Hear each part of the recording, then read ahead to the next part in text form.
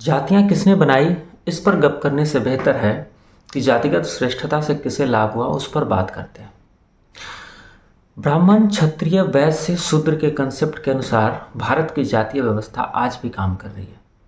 संघीय ढांचों में भी ऐसा ही कंसेप्ट घुला मिला है। हाँ, संविधान की वजह से इस कंसेप्ट को थोड़ी टक्कर समय समय पर जरूर मिलती रही, लेकिन वर्चस्व इसी कंसेप्ट के आधार पर तय होता है। आरक्षण का मामला हो या फिर यूजीसी रेगुलेशन एक्ट का, ओबीसी को आरक्षण आज़ादी के 43 साल के बाद मिल सका। इससे आप समझ सकते हैं कि यह कंसेप्ट कैसे काम करता है। यूजीसी रेगुलेशन पर सुप्रीम कोर्ट के स्टे ने यह तय कर दिया कि इस देश में यह कंसेप्ट यानी जातीय व्यवस्था बहुत मजबूत है।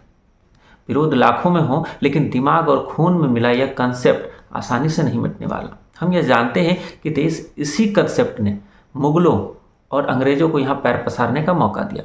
फिर भी हम इस पर समीक्षा करने से कतराते हैं, इसकी कमियों को दूर करने का प्रयास नहीं करते। आखिर क्यों? इससे किसे लाभ मिलता है, इसे भी समझने की आवश्यकता है।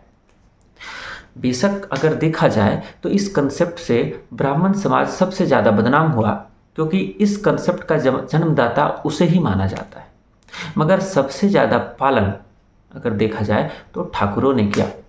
वैश्य समाज इस मसले पर चुपचाप रहे और शूद्रों ने इसे चुपचाप झेला।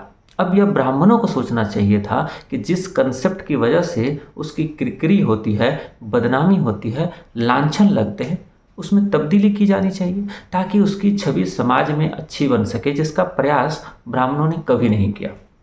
हिंदू एकता और हिंदुत्व की बात करने से जातीय व्यवस्था खत्म नहीं होती और ना ही जातीय भेदभाव खत्म हो जाते हैं। सर्वश्रेष्ठ कहलाने का ढोंग अगर ब्राह्मण समाज त्याग दे और इस कंसेप्ट को बदलने का प्रयास किया जाए तो ब्राह्मणों का ही फायदा है।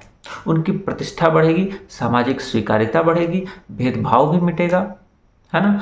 आखिर हिंदुत्व और राष्ट्रीय एकता की राह में जातीय व्यवस्था और निजी स्वार्थ ही तो सबसे बड़ी बाधा है। क्यों ना इसे मिलकर दूर करने का प्रयास किया जाए। आप भी विचार कीजिए और इस विचार को दूर तक पहुंचाने के लिए लाइक, कमेंट और शेयर जरूर कीजिए। बहुत बहुत धन्यवाद।